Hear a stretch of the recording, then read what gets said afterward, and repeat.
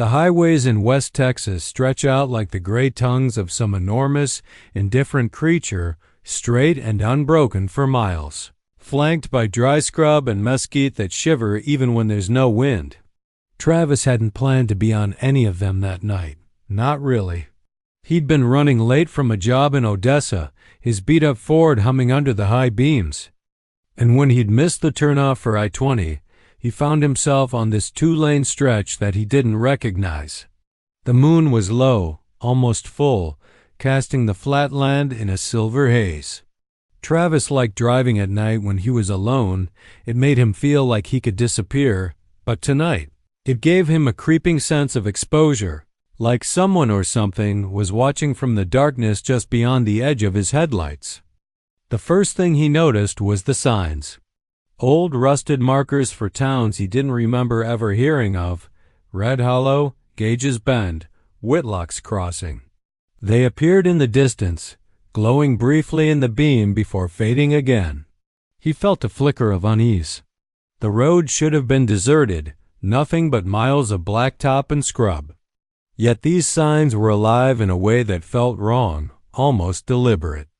He tried to ignore it, muttering to himself, telling himself he was tired, that the desert played tricks on the mind. The second thing was the car. He had a bad habit of letting it idle on empty, hoping the pump would come before it died. That habit caught up to him on this road. The gauge dipped dangerously low, and by the time he spotted a dim cluster of lights off to the right, he had no choice but to take the exit. A small gas station, the kind that seemed permanently stuck in the 70s, sat at the edge of the asphalt like a sun-bleached diorama. The pumps were empty, cracked, and unkempt, and the building itself leaned slightly, a sagging hunchback against the night. He parked and killed the engine, the silence around him so heavy it pressed against the car. No breeze, no distant trucks. Just quiet, the kind of quiet that doesn't belong anywhere humans inhabit. The neon sign above the station flickered weakly, open, but when he stepped out, the letters buzzed and snapped like dry fire. He walked up to the door. Inside, the fluorescent light flickered in staccato bursts, revealing shelves stocked with dust, old magazines, and cans that looked like they hadn't been touched in decades. A man appeared from behind the counter. Or maybe he had always been there. Travis couldn't tell. He was thin, far too thin, with gray eyes that reflected the light in a way that made them look like small pits. "Evening," he said, voice low, dragging. "Need something?" "Gas," Travis said, "and maybe a drink." The man nodded and pointed toward the pumps. Travis's car drank slowly, sputtering at first. While it filled, he wandered back inside to grab a soda. That's when he saw the photograph on the wall, framed in a warped wooden frame. It was a picture of the road outside, but the highway twisted in ways that no road should. Trees that hadn't existed stretched impossibly high, shadows pooling in unnatural hollows. And in the distance, a figure stood. Something about it made Travis's chest tighten. There was no face, just a smooth, featureless head, but he felt it staring right at him. "Everything all right?" The man's voice was closer now, sharper. Travis jumped and nodded, trying to make a joke about the road being weird. The man said nothing, just returned behind the counter. He got back into the Ford and tried to shake off the unease, but the road had changed.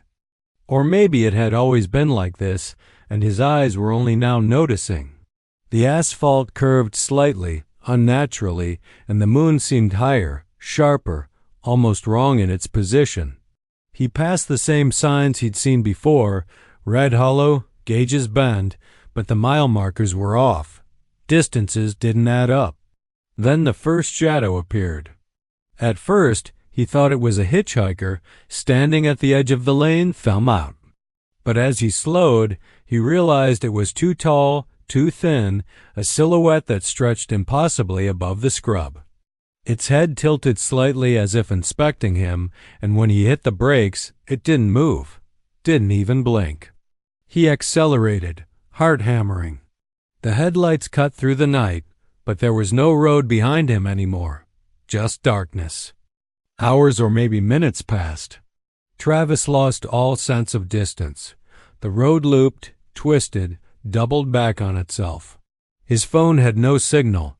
The screen dimmed in and out, showing static when he tried to call.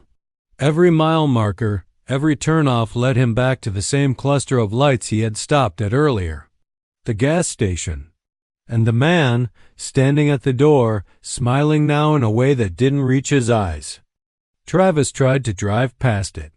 Tried to scream, tried to ignore it. But the highway seemed alive, bending, stretching, folding around him like it was a living thing with intent. Shadows slithered along the edges of his headlights, shapes that were almost human, almost animal, darting just out of focus. The air inside the car grew thick, sticky, as if the night itself were pressing against him, whispering in a voice just beyond comprehension. Eventually, he stopped. He had to. His hands gripped the wheel so hard his knuckles bled, his breath ragged. The station lights pulsed, low and red now, like a heartbeat. The man stepped out slowly, arms loose at his sides, and Travis felt a cold certainty. There was no way out. Not tonight. Not ever. Lost? The man said. Yes, Travis choked, though he knew the word was useless. The figure in the photograph, the faceless shadow, emerged from the roadside scrub, moving with impossible fluidity. Its presence filled the car, pressed against his chest, a suffocating certainty that this road was its home, its hunting ground. And Travis understood suddenly, not in words but in bone-deep recognition. The roads in West Texas were old, older than the towns, older than the desert itself. They remembered.